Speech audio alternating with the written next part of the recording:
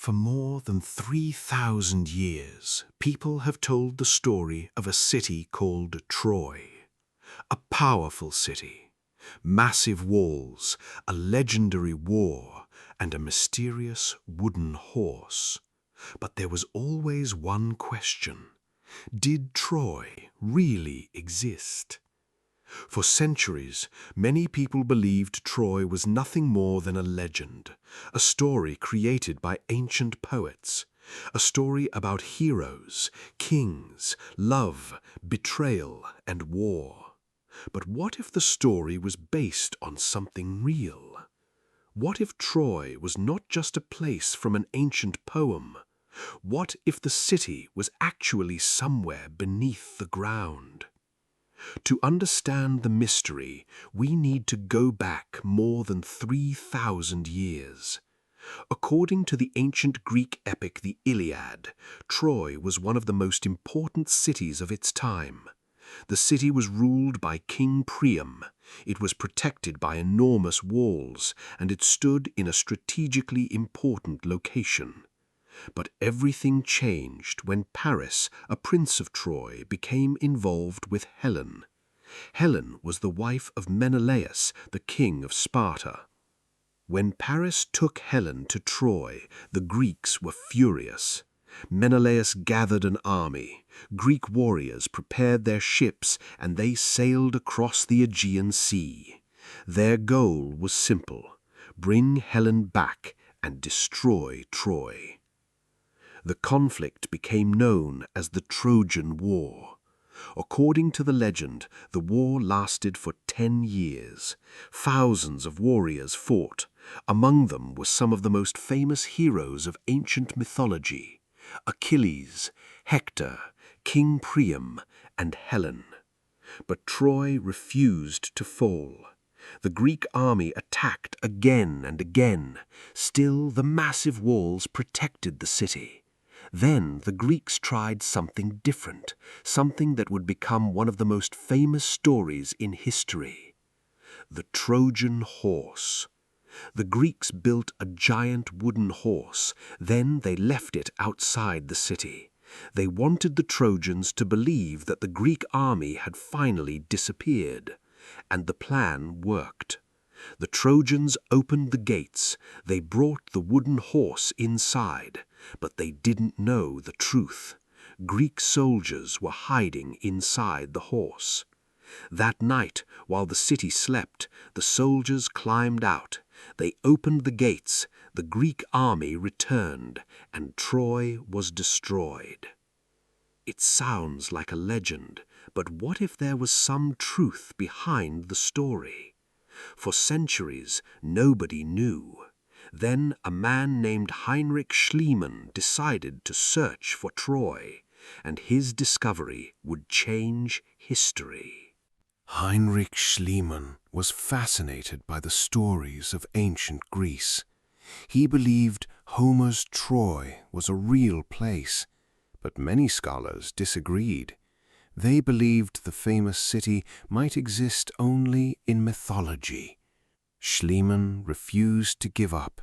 He believed Troy was somewhere in the region of modern-day Turkey.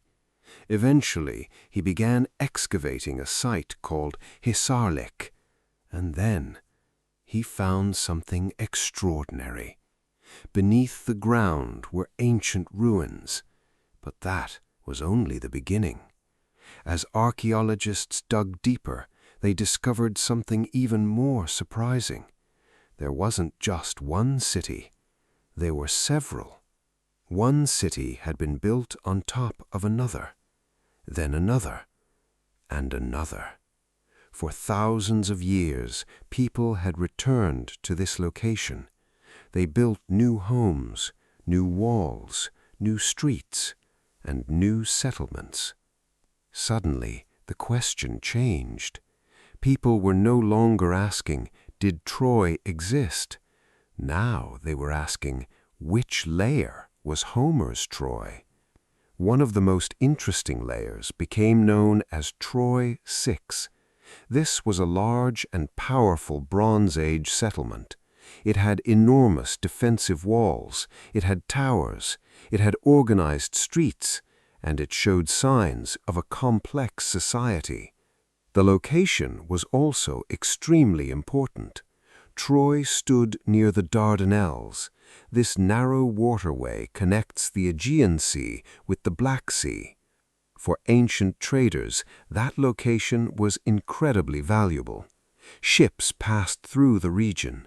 Goods moved between different civilizations, metal, food, textiles, and other valuable resources. Troy was positioned near an important trade route. That made the city wealthy, and it also made the city strategically important. A powerful city, a strategic location, massive defensive walls, and evidence of destruction.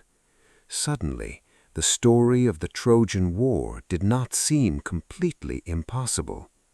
But there was still a problem. Archaeologists needed stronger evidence. If a major war really happened, where were the signs?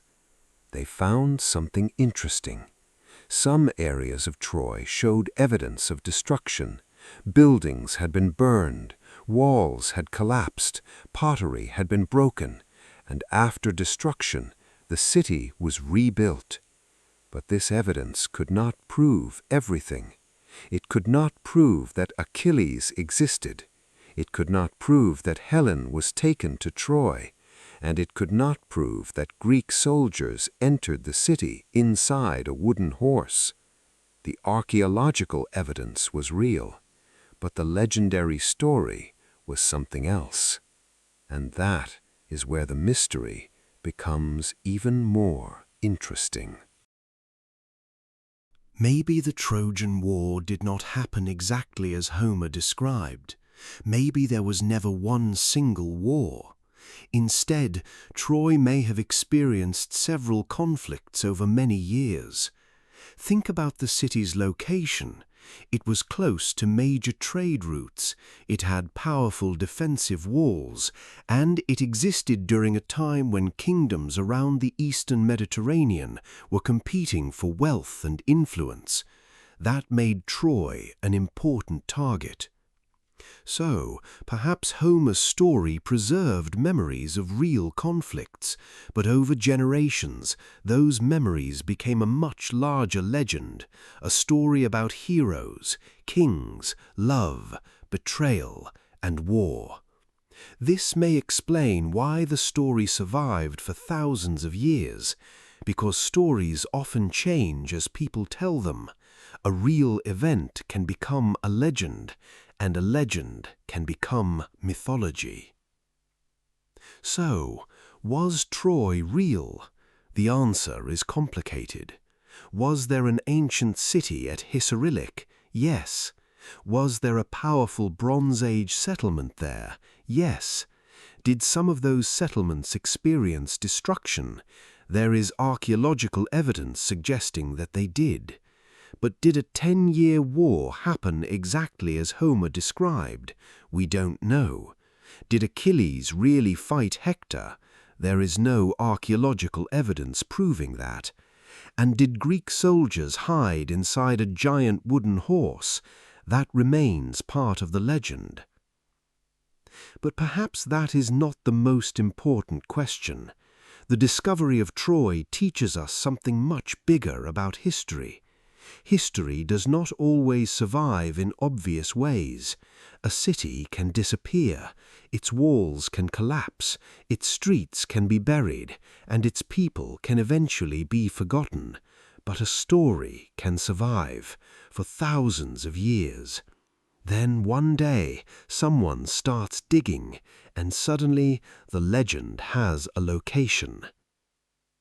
Today, the ruins of Troy are an archaeological site, a real place, a place where generations of people once lived. They built homes, they traded, they defended their city, they fought, and eventually they disappeared. But their city remained beneath the earth, and perhaps the greatest mystery is not whether Troy existed. The real mystery is how much of the ancient story was based on something that actually happened, because somewhere between mythology and history there may still be a piece of the truth waiting to be discovered. For thousands of years, people wondered if Troy was real. Then archaeologists found the city, but they still haven't found the complete story. And maybe that is why Troy continues to fascinate us, because sometimes a legend is just a legend, but sometimes a legend is a distorted memory of something that really happened. And beneath the ruins of Troy, the truth may still be waiting, buried beneath thousands of years of soil, buried beneath layers of forgotten civilizations, waiting for someone to uncover the next piece. Because the story of Troy may have started as a legend, but the city itself was real, and perhaps the greatest mystery of all is discovering what really happened there. This is Veil of History, and sometimes the most fascinating stories from the past are the ones where we still don't know the ending.